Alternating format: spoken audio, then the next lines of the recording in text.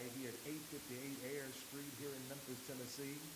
J. Michael Crawford is our pastor, and I am so grateful to be here this morning. We ask that you would text us if you have any issues with seeing us or hearing us, 901-503-3129. We certainly want this to reach as many eyes and ears as possible. So at this time, we're going to prepare for our mission statement. Those that know it, please join in with us. If you do not know it, you may find it on the Facebook page headed Word Awakening Ministries, Word Awakening Ministries, and stroll down on that page and you'll see it in the blue and gold box. All right? Thank you all. Are we ready? Let's go. Word Awakening Ministries is dedicated to the belief that each of us is very special, created to fulfill a life of purpose and accomplishment. Our goal is to help others find and live their purpose as we excel in our own. We consider ourselves motivators with a message of truth. We believe and stress that motivation, reason, and purpose-producing action is as unique as the individual, and as ministers, it is our God-given privilege to be used as an instrument to help you find yours in God. As such, it is our hope that through these life enrichment meetings, each will receive revelation and information essential and expedient to personal growth and development. It is also our sincere hope that you will continue with us as we challenge life to new heights and seek to lift up others. Amen? Amen.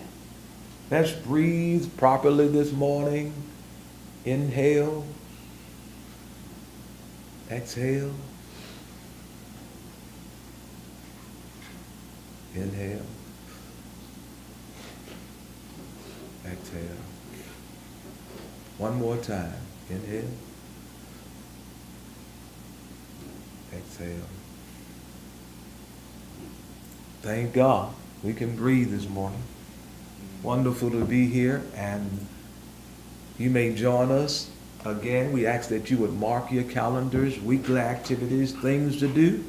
We're here every Sunday morning. Otherwise, we let you know. We open with prayer, meditation, at 8:30, and our mission statement at 8:45 a.m. Sunday mornings. Tuesday evenings at 7 p.m. we're right here again. Those that are not here, you may find us on the YouTube and join us those 2 times stream live. Monday mornings, which is tomorrow morning, at 9:45 a.m. is our self-esteem conference call. Those that would like to join in on that conference call, you may text us at 901-503-3129, and we'll give you the necessary information to connect with the self-esteem conference call. Second Sundays of each month is Each One Teach One. Those are the Sundays that we are given the wonderful opportunity here as members, friends, guests, to share the Word of God, life experiences, your personal testimonies. It's an open forum. We are given questions and answers. So that's a wonderful time. If you would like to sign up for Each One Teach One and be our speaker, please text Mr. Derek Ross, our Each One Teach One coordinator, 901-650-5071, and he will get you on the list. We still have space in this year of 2025. March the 23rd of this year, we will be celebrating our pastor's anniversary, J. Michael Crawford, 32 years of service. And also we will have our Word Awakening Ministries reunion. So those that would like to be a part and would like to join in and participate, and those members that have guests, please let myself know by texting Gary Smith 901-503-3129 or Janice Crawford 901-314-3441, so we will know who's coming. We're preparing, especially Janice Crawford is preparing for the reunion, and we need to know and have the head count. So if you could do that for us ASAP, I'll say that as soon as possible, right now, if you will, if you're listening to me, because we only have a few Sundays to go for those events. So we look forward to it. Those members that once was here, friends, relatives, let others know, pass the word on. March 23rd, 10 a.m., a matter of fact, 10 a.m. we'll start our celebration and reunion afterwards. All right, those that would like to give, we are so grateful for those that would give to the ministry. You've been blessed through the ministry. You may send your monetary gifts through Cash App if you like. That's $ capital G, small o, capital W-A-M, go wham. And through Zelle, the number is 901-240-8739. And if you would like to mail your gifts, it is Word Awakening Ministries, 858 Ayers, that's A-Y-E-R-S, Memphis, Tennessee, 38107. All right, if you missed any of that, just text us and we'll send it to you. Today and this month, we're celebrating Black History. And our speaker this morning is Miss Evelyn Stamps. She will be our... Evelyn Taylor Stamps. Thank you. And she will be our speaker this morning. If you are on your way, just keep coming. Come on, put your wheels to the, what they said, put your feet to the pedal to the metal, all right, and put your wheels on the ground and let them roll on here to 858 Ayers Street. Yes, so we're grateful. Thank you for the Black History celebration and decorations, Janice Crawford. We look forward to hearing her. We're going to have, do we have any testimonies this morning? Those that may have a testimony that you're watching us, you can text it to us, 901-503-3129, and we will acknowledge it as soon as possible. Do we have any testimonies here this morning? Certainly, we're grateful. God is speaking to us all the time, and we are so grateful for that. Let's pray that we open, hear Him, and obey Him. So we're going to have, if no one else, we're going to have music, and we'll go further in our Life Enrichment meeting. Thank you.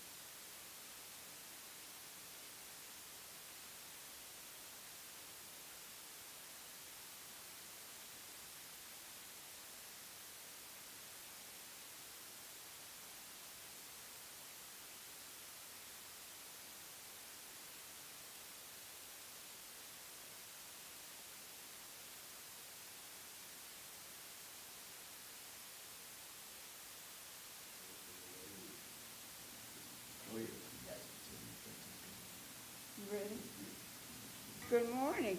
Good morning. Welcome again to Word Awakening Ministries and our Black History program this morning.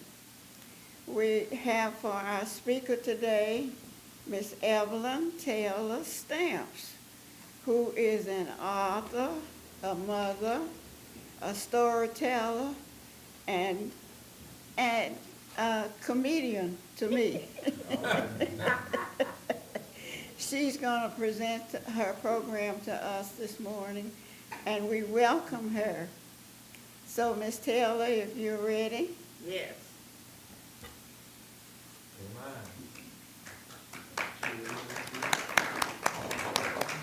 Is this the mic? What about the mic? Does she need a mic? Mike, should not. Oh, That microphone well, is I like probably that. don't need a mic.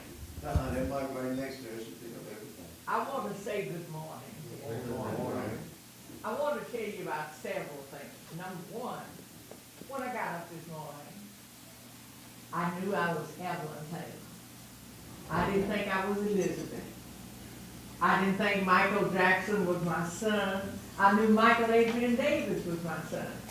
So I knew the enemy was waiting for me. Because he's always waiting for you, especially when you're getting ready to do something. So when the snow started, I had put this towel over my windshield. Now, I don't know, understand that the towel would freeze to the windshield. You know what I'm saying? I didn't have that. So I get up this morning to make sure, because all during the night, the enemy kept saying, suppose your car don't start. So I couldn't rest. I put on my clothes. I went out there to the car. I saw this towel, half of the driver's side I could see. So when I went to pull the towel off, it was frozen to the car, and I couldn't move it. So I told the enemy against me, because I can see out of that little spot, and I'm going to make my way, because I don't live far from here. I get up, I start my car, and I make it here, and I'm grateful for that. And see, that's what you have to do. He's going to provide all kinds of obstacles in your path.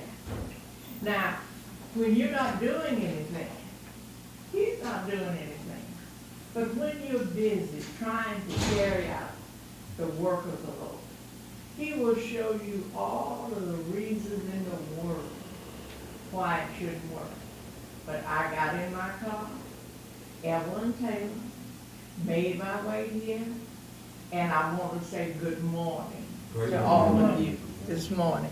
Now, I saw Barbara step up there on that podium, and I started to follow suit. I started to do that, but I decided no, I would do that I knew that I was familiar with. And that was just being who I am.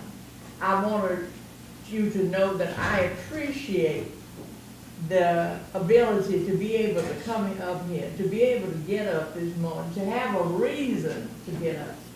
There are a lot of people this morning who don't even know who they are or where they are. But God has blessed us, and we're here. As I think about Black History Month and the things that seem to be occurring with the new administration, a lot of things I hear, I have to keep in mind that could be the tool of the devil. It could be whatever, you know, it could be the two parties, but the thing that's important to me is that God is in control. So when we go to worry about these things, when we go to worry about what's happening, you know, you find what looms in front of you is Donald Trump or Elon Musk. But those are just human beings. They're not God. Amen. God is in control. That's what you have to keep in mind. And sometimes it just seems to overwhelm you. But when you remember, he said, number one, to love the Lord with all your heart, mind, and soul, and to love your neighbor and yourself. That's your great commission, to love the Lord, to trust Him, to know that, you know, when I got up, He said, before you got out of bed, I knew what your day was. I had planned it. You know, I knew you before you were in your mother's womb. I know every hair that's on your head. Do you realize the assurance of that? He knows who you are. He knows what it is that you're to do. And as I thought about Black History Month, you know, they talk about taking it out of the history books. But Barbara, you and I remember when we weren't in any books. When I was a child growing up, there was nothing about African Americans in any books. Everything was about the white man. You know, but look where God has brought us. This 23rd day of February in 2025. Look where we've come. A lot of people are pro-slavery. You know, sometimes when I leave here, we have a program at Grace Baptist Church. We're part of the theater group. I have been a part of them probably 15, 20 years. It was 4 of us, senior citizens, and I'm the only one left. And I'm grateful for that. But when I think about one of the first things that we do is a slavery scene. And my part says, Massa, Massa sold all my children. He sold my children. I didn't even get a chance to see them. Massa stole my children. Now, when you think about that, that's heartbreaking, isn't it? When you think about living in a situation where someone treats you as a human being lower than a dog, where you give their puppies away. But we survived Massa. My children survived Massa. Because one of the things they thought would never happen, didn't want to happen. See, when we came along, when they, slavery, not me, they didn't want us to read. They didn't want us to learn. Because when we learned, we knew that life was better. We knew that that wasn't all that the Lord had made possible for us. So they did all sorts of things. They made it against the law to teach us to read. But there were still people who taught us to read. They put all sorts of things in place. But we still, I remember reading a story about Frederick Douglass. When he was a slave, the owner had a little son named Tom. So when the mother would teach Tom to read, Fred would be sitting there. So Tom would get tired of doing his routine, and he would tell his mama, let Fred say it, let Fred say it. So as a result of that, she taught Fred to read. You know, and so one morning she was proud of herself, and she was telling her husband, you know, what they had accomplished, and she said, listen to Fred. And so when Fred spelled his name and everything, her husband said, oh my God, you can't do that. Look what you're doing to him. You're opening up a world for him that he can't understand. He can't read. He can't do all of that. So she had to stop teaching Fred. But what Frederick would do, there were some children coming home and they dropped a book. He picked it up and he hid it and he would read. But what he would do, he would stand outside of the window and listen as she continued her lessons to Tom. And as a result of that, we all know who Frederick Douglass. He was the first of our abolitionists to fight our fight. So when we sometimes feel discouraged and left behind and lesser than, remember, in God's eyesight, and that's all that matters. In God's eyesight, we are important. He created us. We are His children. And do you know how unique we are? When you think about us as a race of people, what other race is like a bouquet of flowers, where the dark is as black as our shirt, or as light and as creamy as you could possibly be? We span that.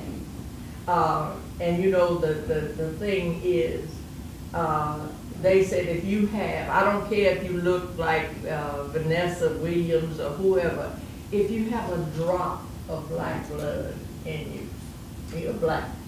Well, I thought about all of that, and I thought about where we are, and I thought about the 89 years. I'll be 89 June the 10th. And I thought about those years. And I thought about where the Lord has brought me. I thought about that I know who I am this morning. I know where I am this morning. And for that, I'm grateful. So what I was thinking about how unique we are.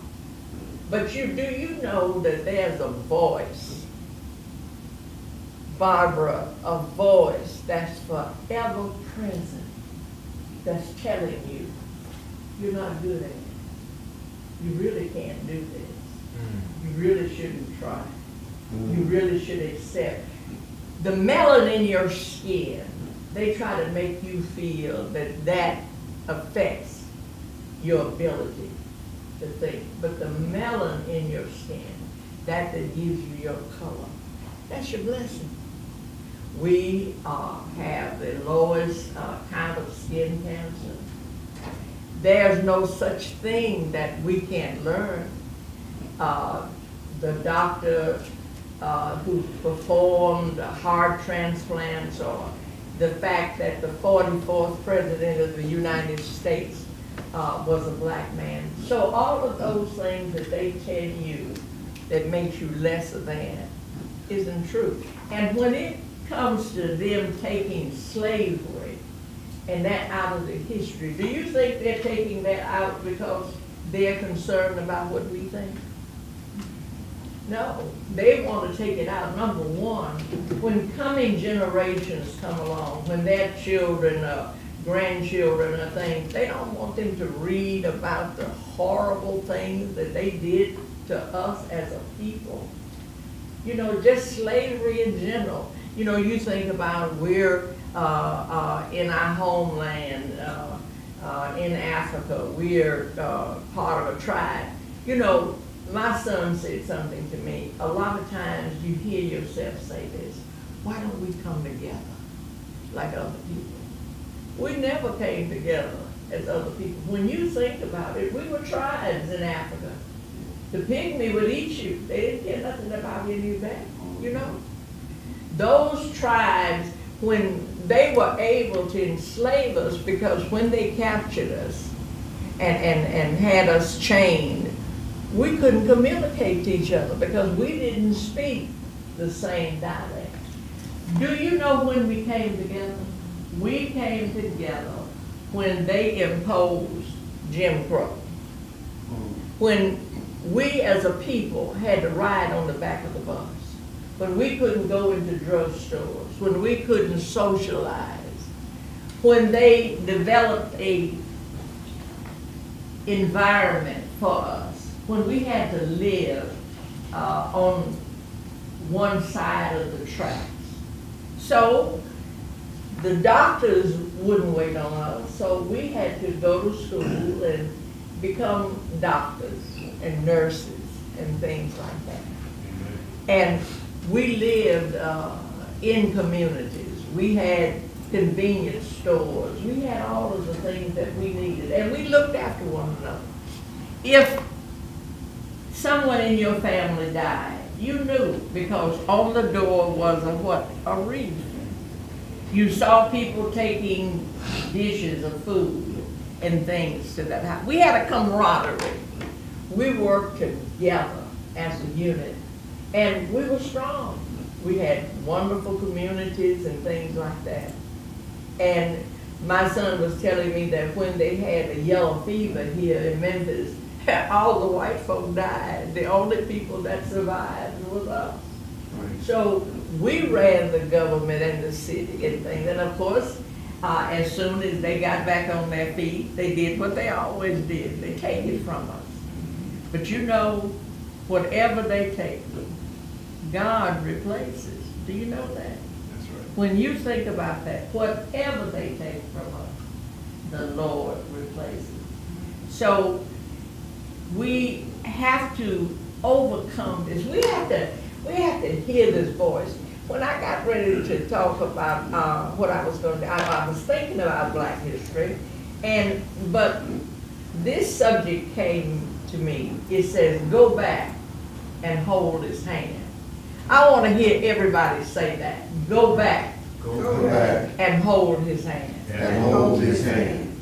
That was so important because at the end of Black History Month, a time for remembering our struggles and accomplishments, remembering what our foreparent endured is still important. Sometimes I think we drop the ball when it comes to talking to or teaching our young people. Someone said that we're the only race that waits for someone else to teach our children.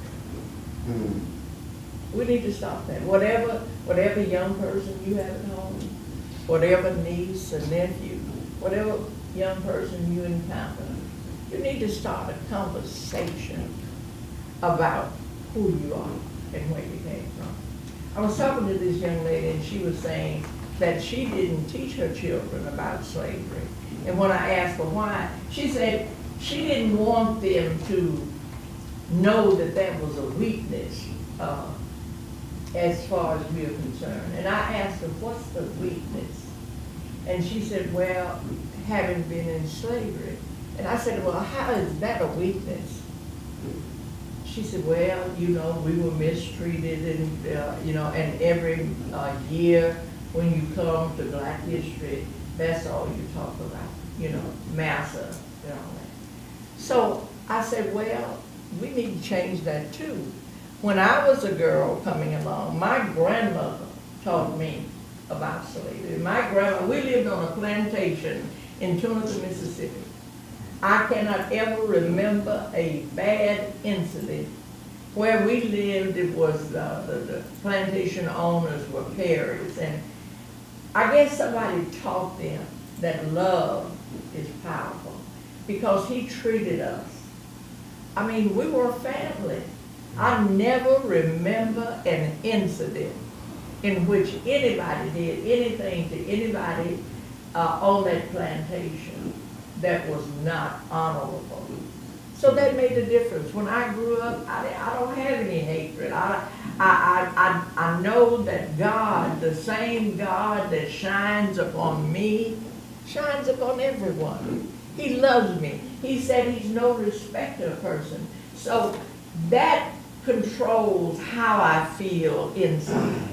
It says, as a man thinketh in his heart, so is he. If I know I'm somebody, if I think well of myself, that's what I'm going to give off. When you see me, you're going to see me smiling. You're going to see me being happy because God is good to me. He said that he would work out everything for me. All I have to do is trust and know that he exists. When I watch I think about how everything was. So I was telling her, rather than see that as a weakness, see it as a strength. Look where we came from. You know, you think about the Jews and the Holocaust. Well, they had something that we didn't have, and that very few of us have now. They had money. You know, they could leave inheritance for their children. We don't have any inheritance to leave for our children. You know, I remember my son took out, he and his wife took out an insurance policy, I think like maybe $1 million, you know. But you know, you can take that out when you're 23, and your premium may be $25, $30. But when you get to be our age, Yes.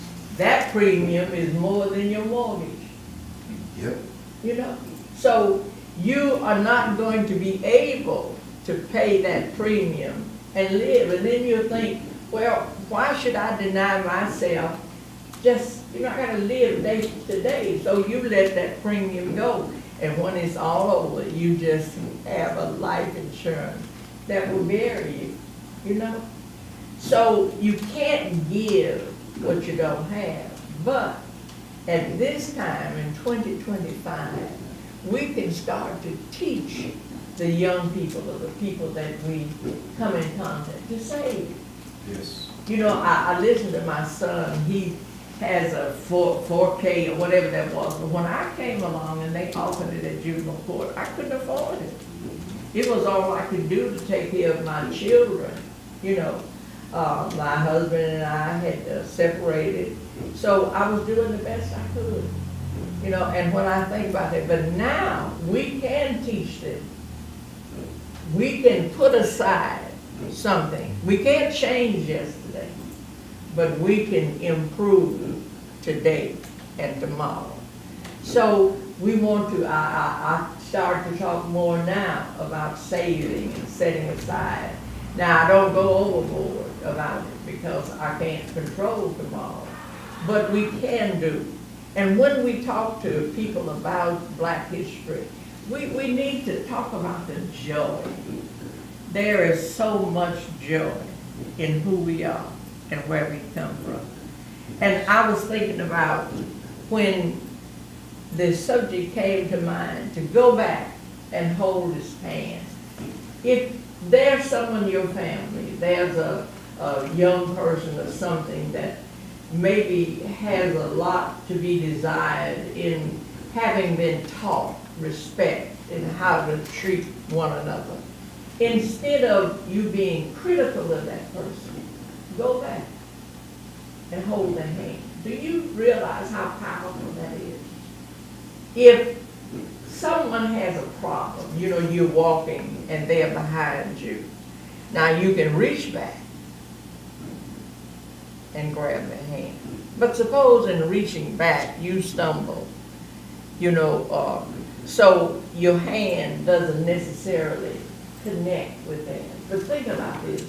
If you stop, turn around and go back.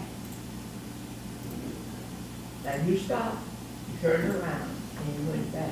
But here's what you did. You didn't just touch their hand, you held their hand. So that means if they needed lifting, you were able to lift them. If there was an obstacle in the path, you were able to help them see that obstacle. So you were able to give them support that's important to them, but it involved something from you. You had to stop and go back.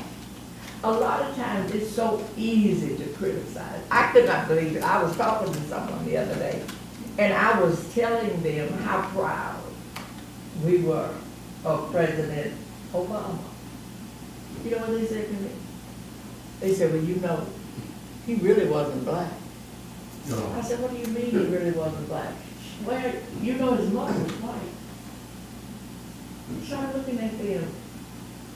Because I was taught, if there was a drop of black blood, they were black. So his father was black. But I wondered, where did you hear that? What voice said that to you? So here's what you're saying to me. You're saying to me, the only reason he was able to become president of the United States of America was because of what? His wife. The white blood. That was him. That's what you're telling me? So you're telling me when you were a child and someone said to you, why do you speak proper? Why do you say your words like this? You act like you, white. So what are you saying? You're saying the only way that I can do it right is to do what the white man says. You're telling me that this man, who is president of this United States, we weren't the only people who voted for him, and he was president 2 terms. But you're telling me that that man was only able to accomplish that because of the white blood? They looked at me and it was as if a light came on in their mind. Do you know what that is? That's brainwashing. Yes. We have been brainwashed, you know. They talk about the system. A lot of times we will refer back in slavery to the Negro that worked in the field, the one that worked in the big house, all of those things. How they were pitted against one another. Do you think we're not pitted against one another now? Do you think that if there's a business, if a black person has a business, if we aren't careful, we'll criticize them. We'll want to go in there and we will want them to charge us $1 for a sandwich. But yet still now we'll go right up the street to the white establishment and pay $5 and not give it a second thought. Because we've been conditioned.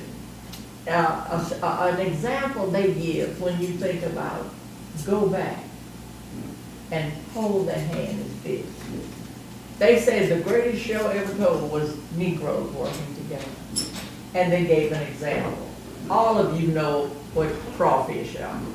You know, so you have these crawfish in this bucket, maybe 5 or 6 of them. And you have one, every time one tries to get out, every time he comes to the bucket and he reaches up and he's about to get up, then some of the others will pull him, you know, instead of seeing working together, they will just see that as an opportunity. So they will pull him down.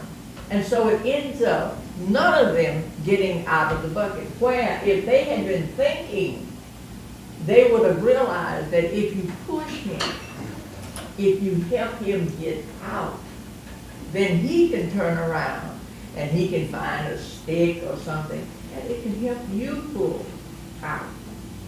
But if your vision is clouded, if someone makes you think that you can't do it, you can't work together. I can remember when I worked at juvenile court, a lot of the black people there really thought that the white man, because he complimented and cared about him. And so if they saw Barbara being progressive and having the ability to influence someone, they won't watch her, because that's a trait.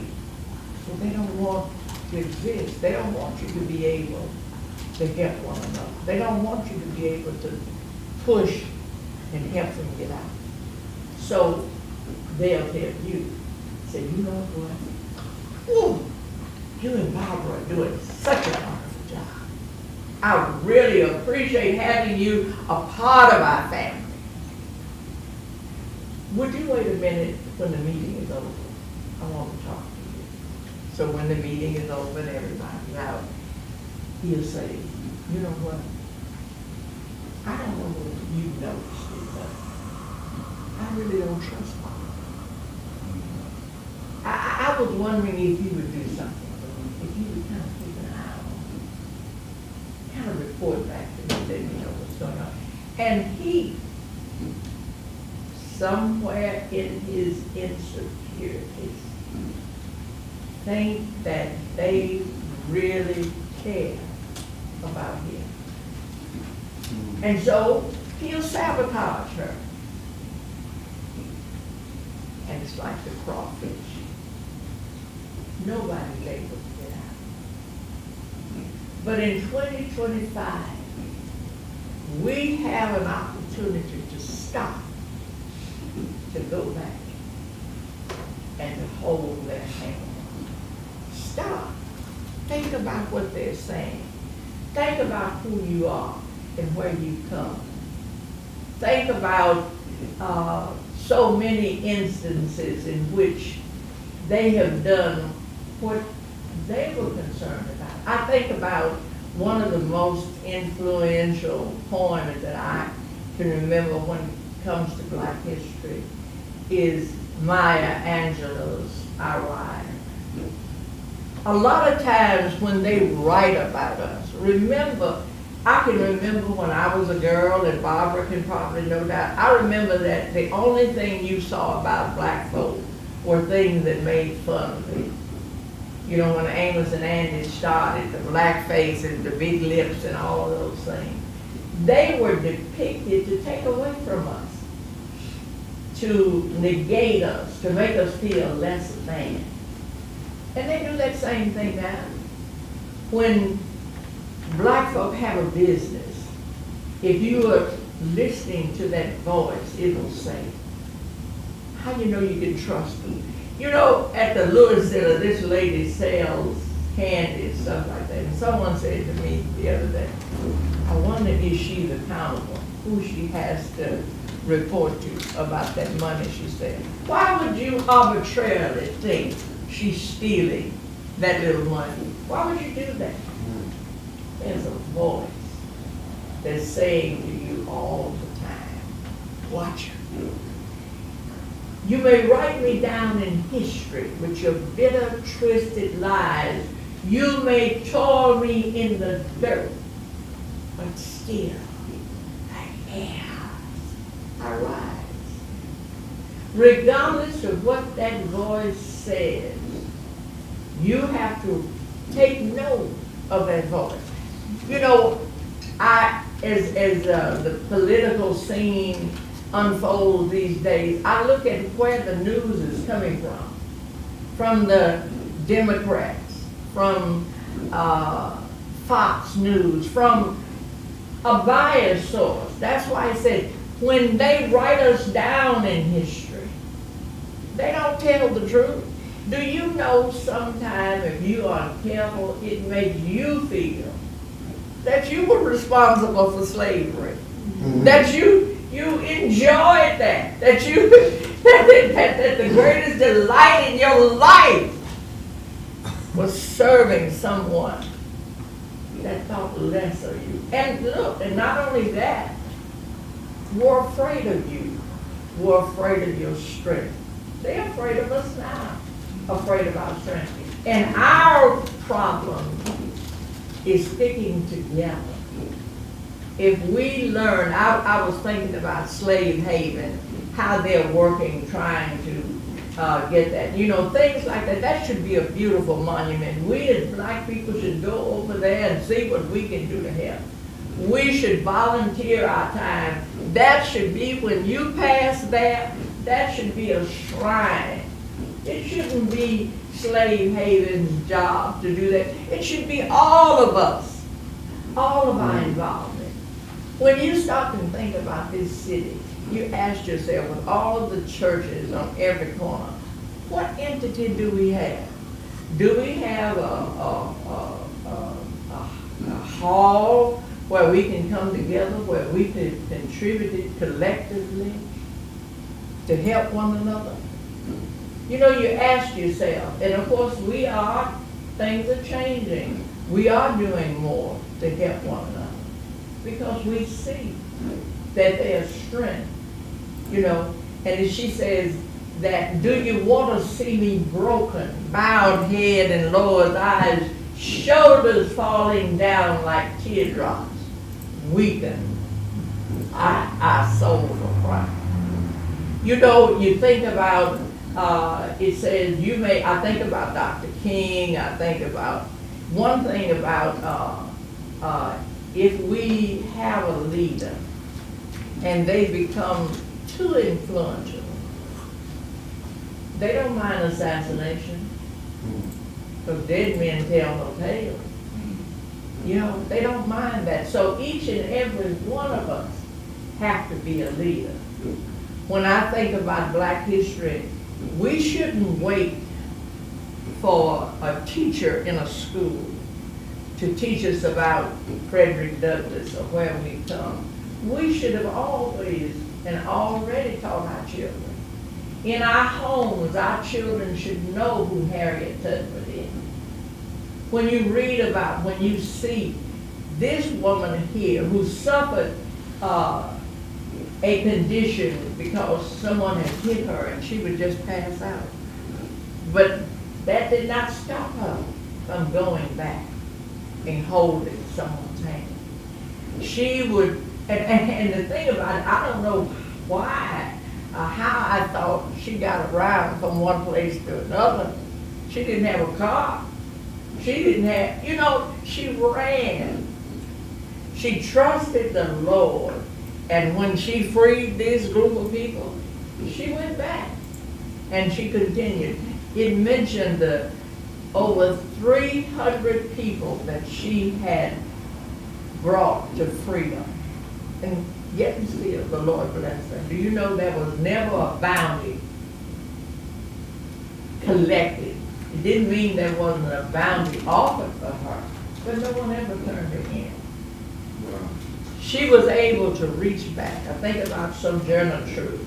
I think about Dr. King. I think about all of the people who have gone before us to set an example for us, that we can meet this morning in our churches, controlled by our people, worshiping our God, helping one another, and then celebrate. But here's the one thing, Black History Week shouldn't be just that one month. We should teach our children about Black history from January to January.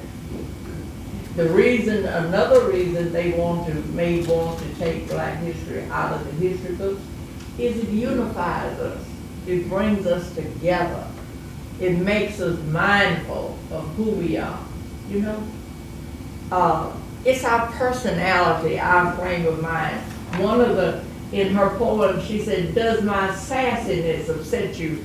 Does it fill you with gloom that I laugh like I've got oil wells pumping in my living room? It's our personality. It's our ability to survive. These are the things that you look at. And so today, for the rest of February, or March, April, or May, or all of the years, remember how unique you are. Remember how important you are. Teach this to your children, your strength, from slavery to the White House. That's where we came. And when I look at this here, I think about the black faces, and I think about the division and stuff like that.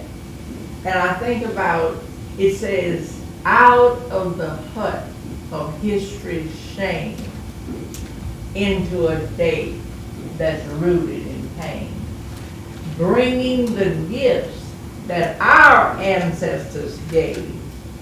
I am the dream and the hopes of the slave.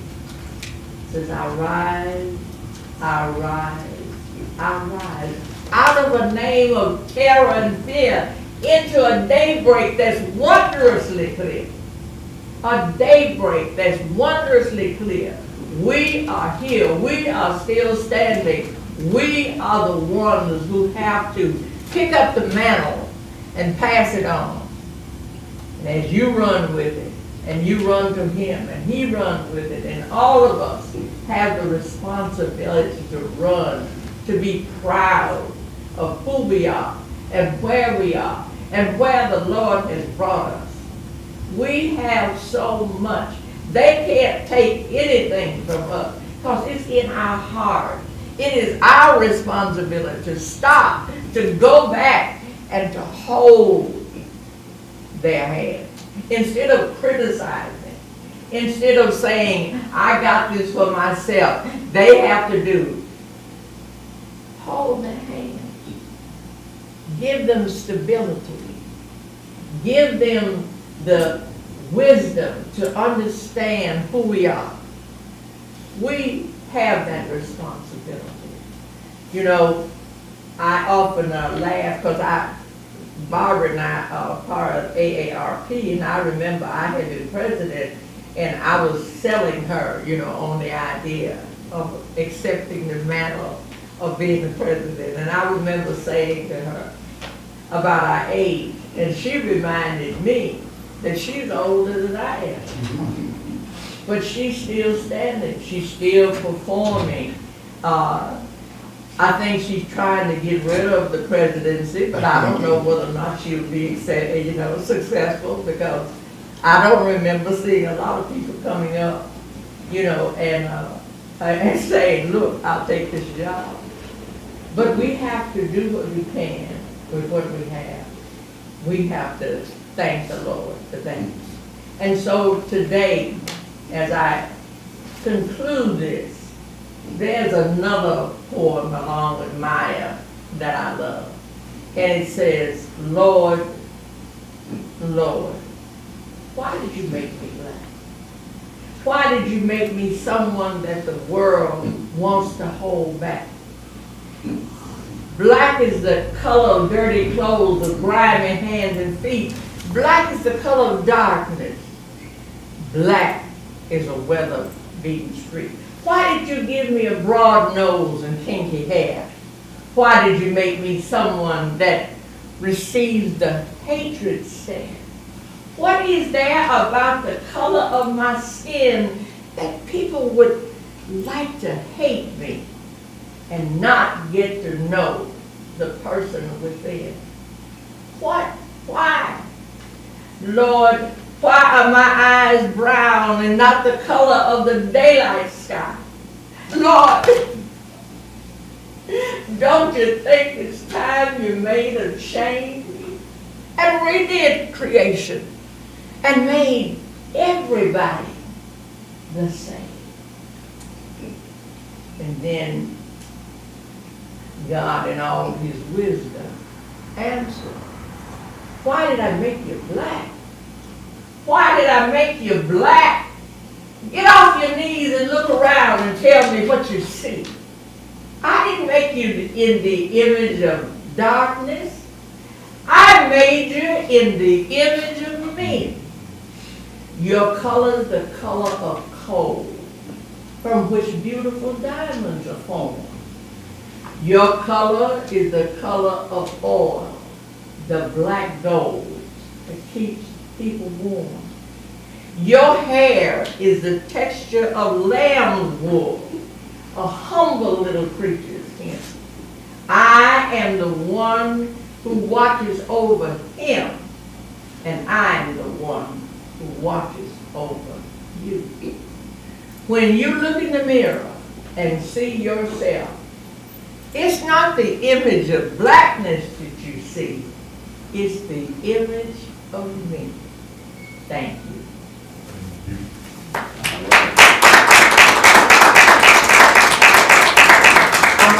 I'm going to add this little joke.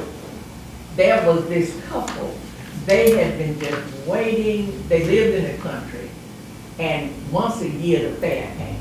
And every year he wanted to ride in the stunt plane. But every year she said no. That costs $10. We ain't got no $10 for no, and every year he said, I'm not getting any younger, I'm older, I want to ride in the plane. Well, the pilot heard the conversation. So he came over to them, he offered them a proposition. He said, I'll tell you what, I will take the both of you off in this stunt plane. And if you don't say a word during that endeavor, the ride is free.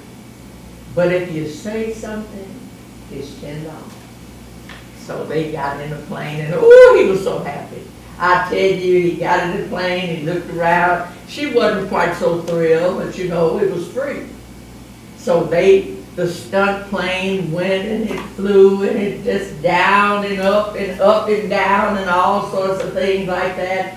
And they didn't make a peep. So when the ride was over and finally they landed, he said to him, he said, you know what? I am rest. You all didn't say a word, you didn't scream, you didn't cry out. He said, well, I started to say something when Hannah fell out the plane. But remember, $10 is $10. Thank you all. You right. Wow. All right. You want to do a little bit more for us? Huh? You want to do a little bit more for us? Yeah, one of the things that I think in mind is when I rise, you know, I think about that. You know, again, the beginning, he said, you may write me down in history with your bitter, twisted lies. You may toil me in the dirt, but still, like air, I rise. Do you want to see me broken, bowed head and lowered eyes, shoulders falling down like teardrops, weeping by my soul? He said, you may kill me with your words, you may cut me with your eyes, you may kill me with your hatefulness, but still, like him, I rise. Out of the hut of history's pain into a day that's rooted in pain, bringing the gifts. And that's what we are. We're the gifts of our ancestors. We're the ones who speak up. We're the ones who attest to our endurance, to our ability to survive, to keep surviving. We're the ones. And it says, I rise. And that's what we do. We rise from the worst circumstances. We rise from just banding together and loving one another. And one of the things that I am pleased about with all of the shooting and everything that you hear, my son is a cameraman with Channel 3. And he says they always make it seem that it's just us. It's a form of brainwashing, but it's not. So what you have to know that for yourself, that it's not just us, that God is with us, and that He's helping us to endure. And that's what we have to keep in mind. We have to appreciate who we are and take every opportunity to come together, to talk about our uniqueness, to talk about how much we love one another, and to be more loving and more careful of what you say, of what you hear others say, to remember that God loves us. He said, when all of the colors were blended and spread throughout every nation, He said, you became my greatest creation. Thank you.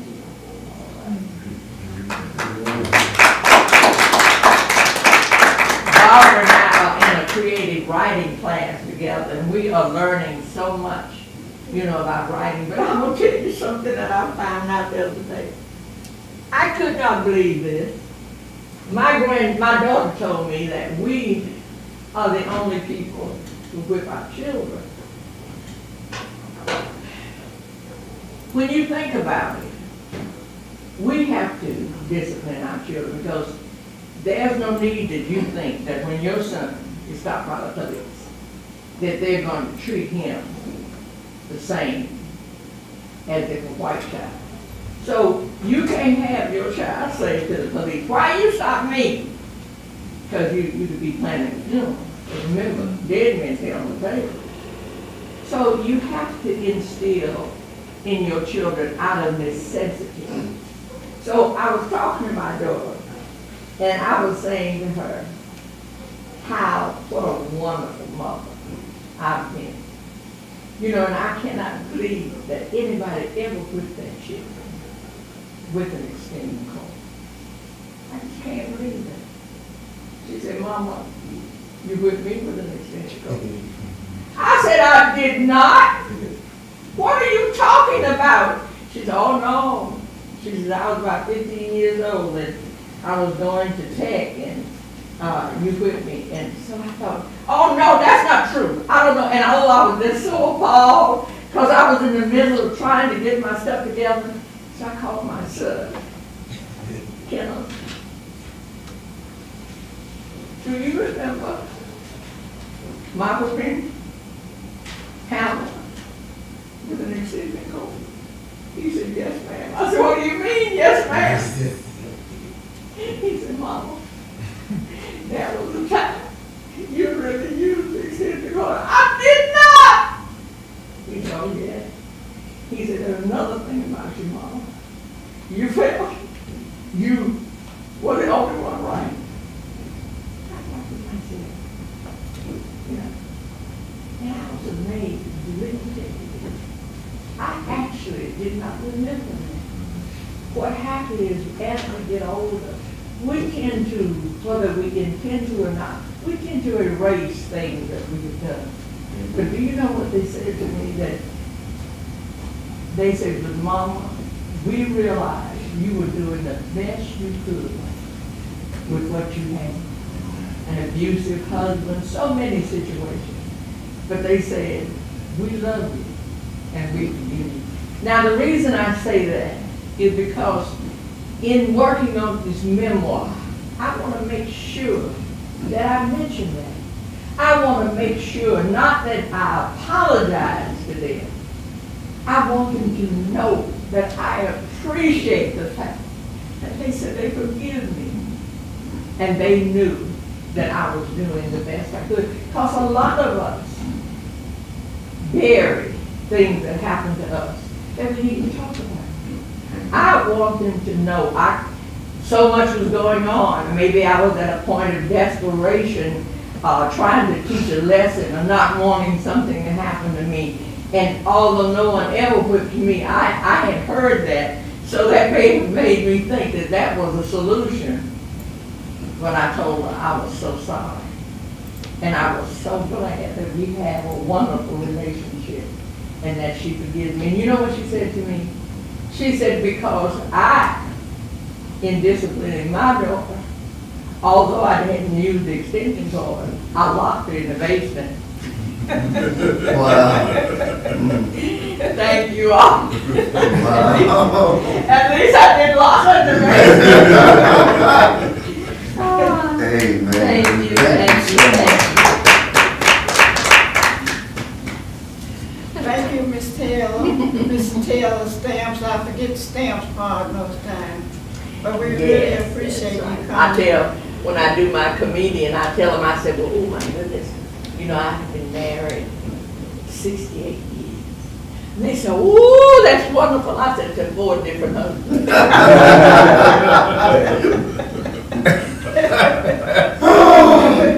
That's good. And look, I still won the race.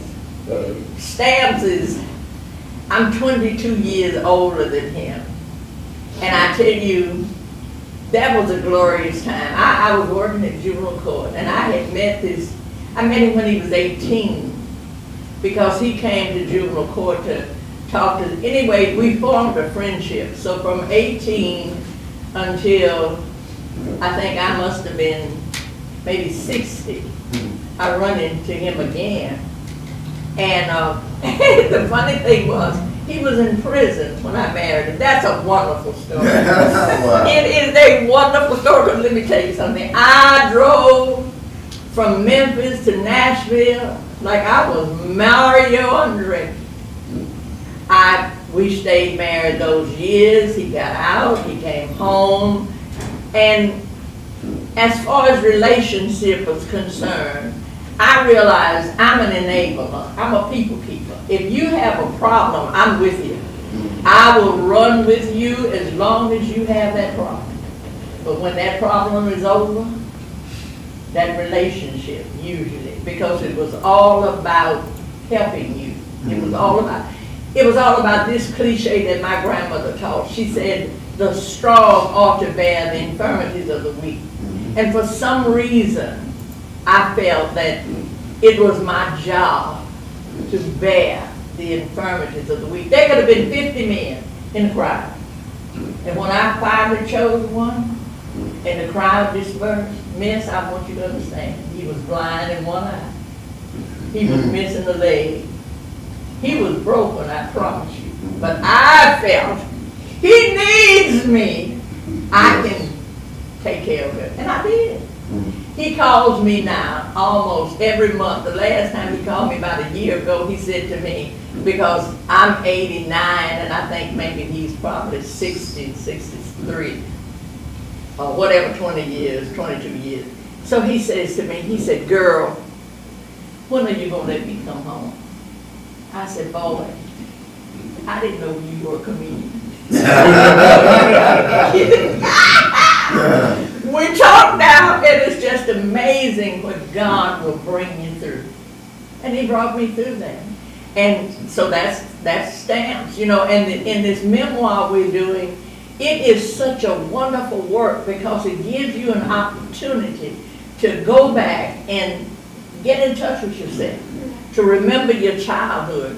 And I know now that my memoir is going to end when I go back and think about my relationship with my children and the mistakes we make in raising our children because of the voice we give. You know, sometimes you don't have an example, you know, so you have to kind of go on your own, and you have to be careful what you hear, because everything you hear, you don't need to put into practice. You need to be careful. But I survived it all. Like I say, I got up this morning and red towel was on my car.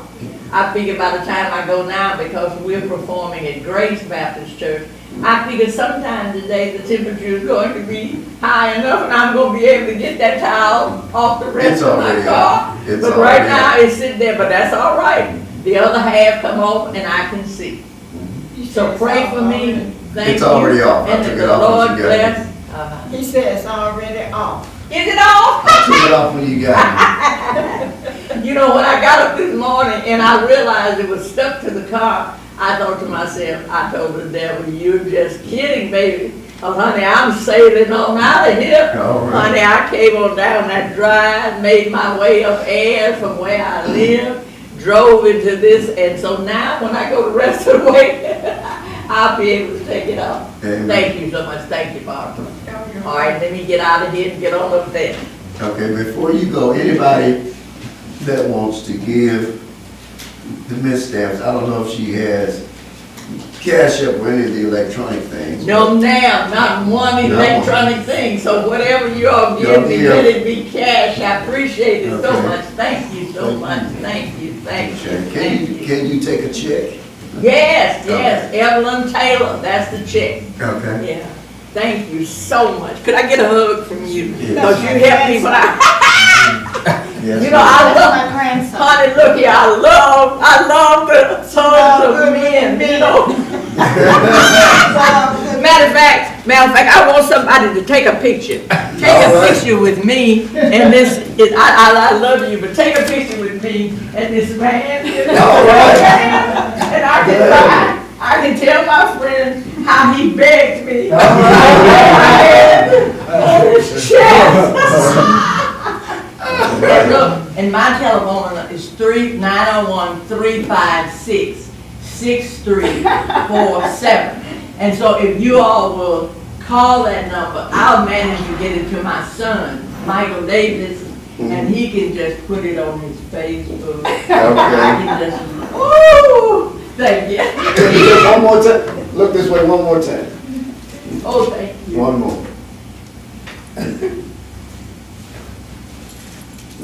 There we go, Thank you. And then he let me in the door this morning. Thank you, Barbara. Somebody take a picture. Oh, Okay, yeah, come on. well, you're right. I mean, I may not have had the same enthusiasm for her that I had for that young man, Understand. but I do appreciate her. One more time. Thank you. See. I need that one too. Thank you. Thank you so much.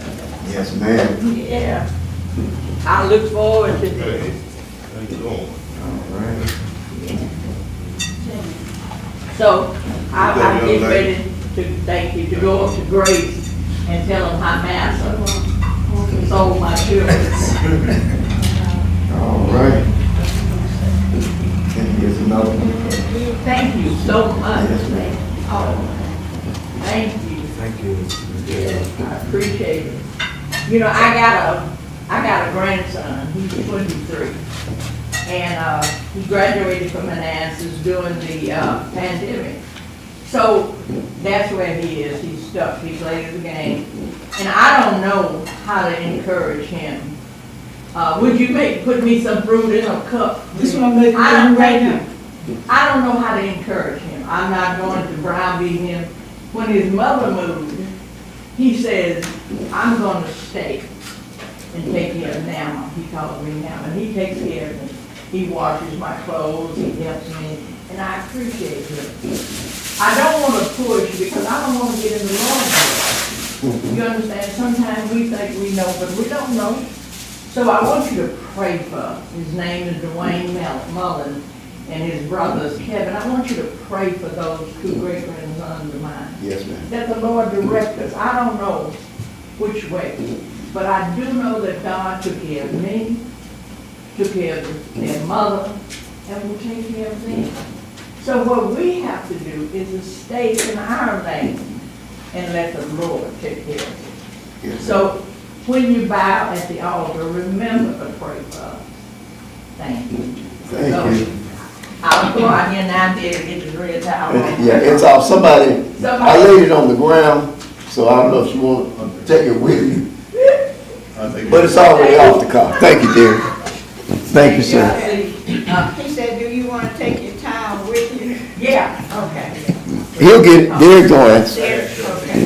Uh-huh. Thank you. It's out there on the ground. Okay.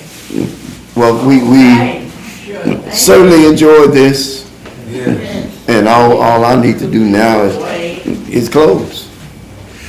Because I know you got something to take with you. I know you do. And those of you watching by stream, I hope you are. Know you got something too. Yeah, I got As the that. rain comes down from heaven, Back. and the snow and returns not thither, but waters the earth that it may bring forth and bud, that it may give seed to the sower, bread to the eater. So shall my word be that goes forth out of my mouth. It will not return unto me void. It will accomplish what I please, and it will prosper in the thing whereunto I sent it. I'm always divinely guided. I always take the right turn of the road. Always take the right turn of the road. God has already made a way where there seems no way. God has already made a way where there seems no way. Thank you all for being here. All right.